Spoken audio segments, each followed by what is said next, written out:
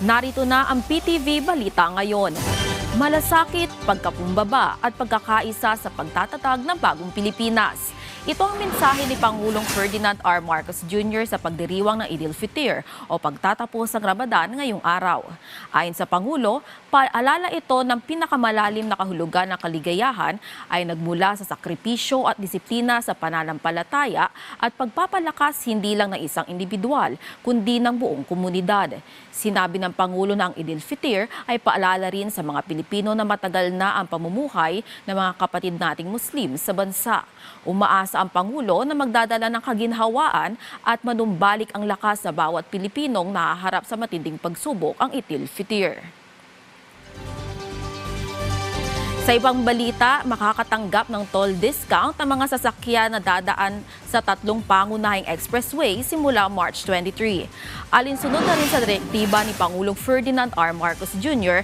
na pag-anin ang hirap ng naranasan ng mga motorista dahil sa napakataas sa presyo ng langis. Ayon kay Transportation Secretary Giovanni Lopez, ang discount o rebates ay nakalaan para sa mga Class 1 vehicle, Class 2 vehicle at Class 3 vehicles. Kasama na ang mga delivery truck na may kargang mga pagkain. Paglilinaw ni Lopez, ang rebate ay ibibigay lang sa kada linggo sa mga kwalipikadong public utility vehicle at mga truck na dumadaan sa North Luzon Expressway, South Luzon Expressway at Star Tollway. Magtatagal ang rebate ng 2 buwan at posible pang ma-extend depende sa pag-aaral. Sa ating lagay ng panahon, tuluyan nang hindi nakakaapekto ang abihan sa Pilipinas at namamayagpag na ang easterlies.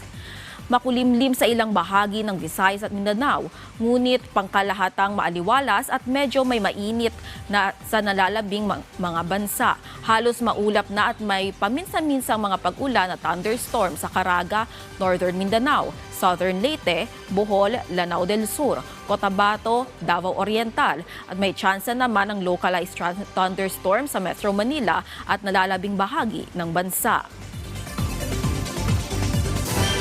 At yan ang mga balita sa oras na ito. Para sa iba pang updates, i-follow at like kami sa aming social media sites at sa PTV PH. Ako si Vel Custodio para sa Pambansang TV sa Bagong Pilipinas.